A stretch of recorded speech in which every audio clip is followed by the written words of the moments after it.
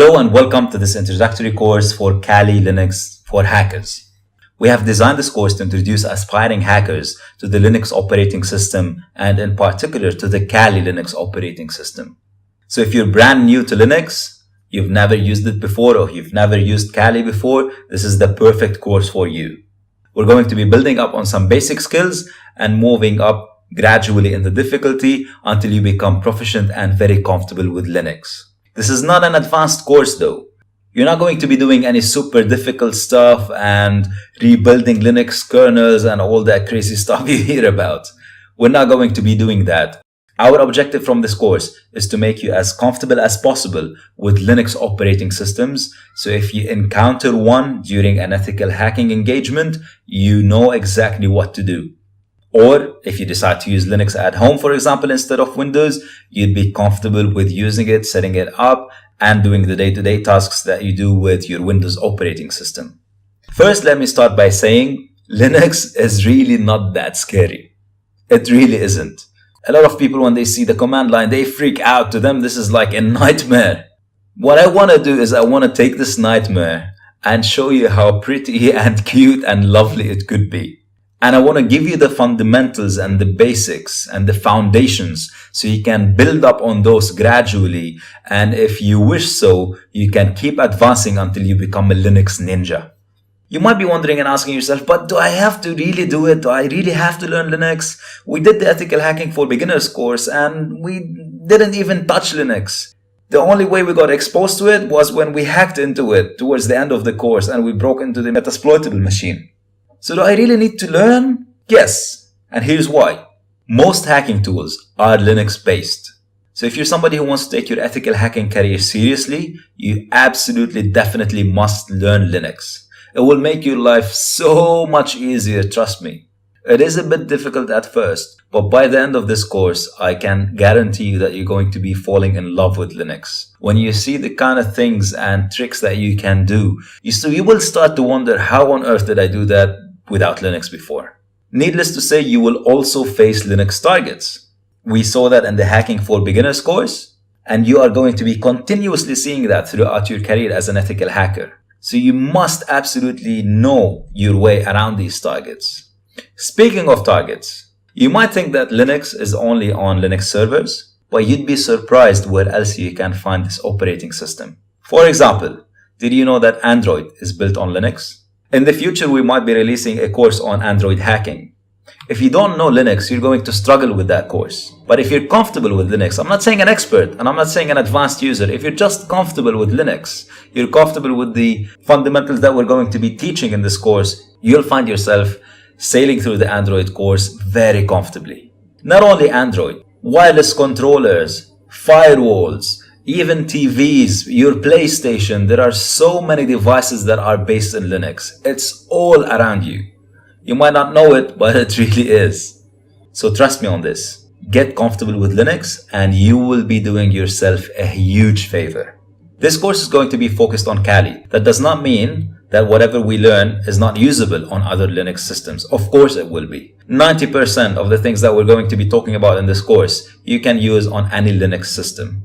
However, I want you to do this course on Kali so you can start familiarizing yourself with it. Kali is built on a Linux distribution called Debian. It's built for penetration testing and for forensics analysis. It has over 300 tools, meaning that this operating system is not suited for non-pen testers. It's designed, it's built, it's architectured for pen testers and forensics analysts.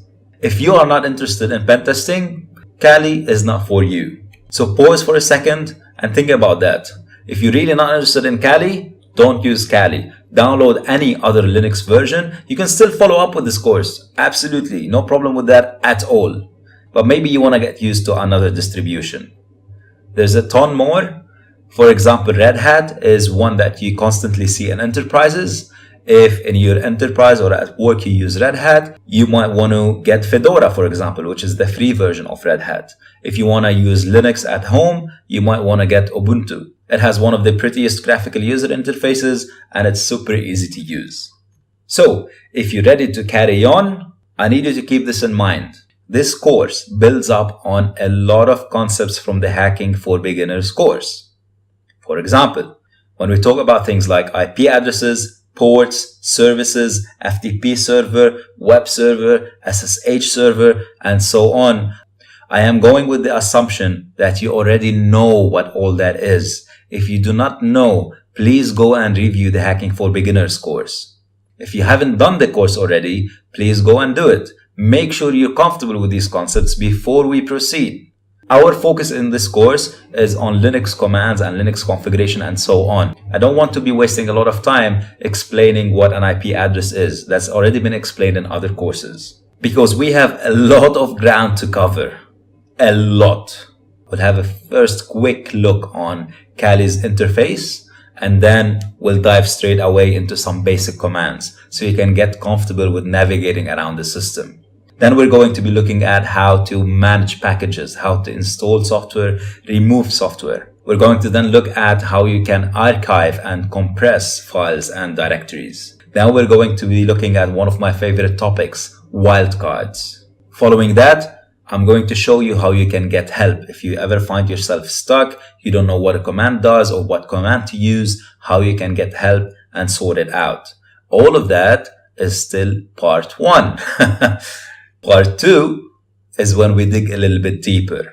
We'll start with something light, and I'll introduce you to a text editing tool called Nano. Then we're going to be looking at some basic network configuration. Following that, we'll start having some fun with configuring services such as SSH, web service, and so on. You'll be turning your Linux box into a web server and an SSH server. Then we'll look at users and groups and how we can control those and the permissions around them. Once we're done, we'll look at process management, how we can control processes, stop them, background them. We're going to be doing some really cool stuff with processes. And last but not least, we'll look at output redirection and piping. I'm going to be showing you some practical examples from my day-to-day work, things that I use when I'm doing my job as a pen tester. And that would be part 2. There is one more part. In part 3, we're going to take everything that we learned and we're going to put it together to build a Linux target.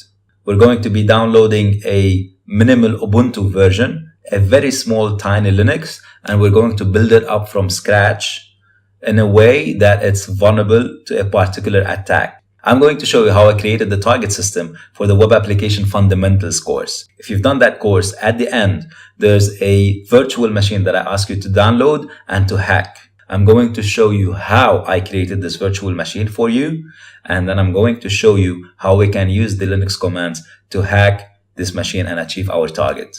Before we move into the next section, this is a slide that is quite unique to this course. This is the post-exploitation slide. Whenever you see this slide in any section, this is a note or a slide that tells you how you can use the information presented in that particular section after you compromise a host to expand your control. In other words, if you are in an ethical hacking engagement and you come across a Linux system that you manage to successfully get into, you compromise that Linux machine. Compromising it is not the end of the story. There's a lot more that can be done after you compromise the machine. Because normally, you would compromise the machine, but if the system administrator is a bit switched on, you wouldn't be able to get access as root straight away. You will get access as a low privileged user.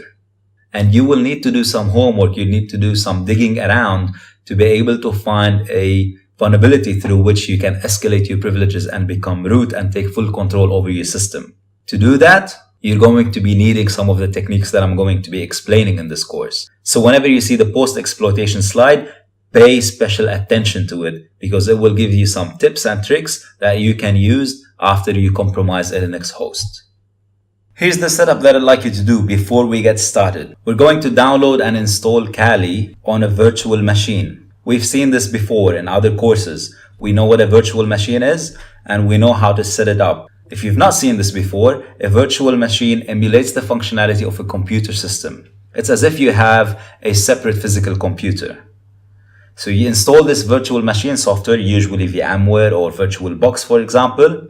And once that's set up on your, let's say, Windows system, inside that virtual machine, you can install another operating system, and that will be treated as a completely separate operating system.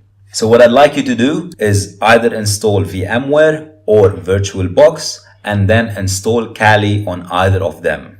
I'm going to attach a link to a YouTube tutorial that I've done a while back. It is slightly outdated, it's an older version of Kali, but it still works perfectly fine.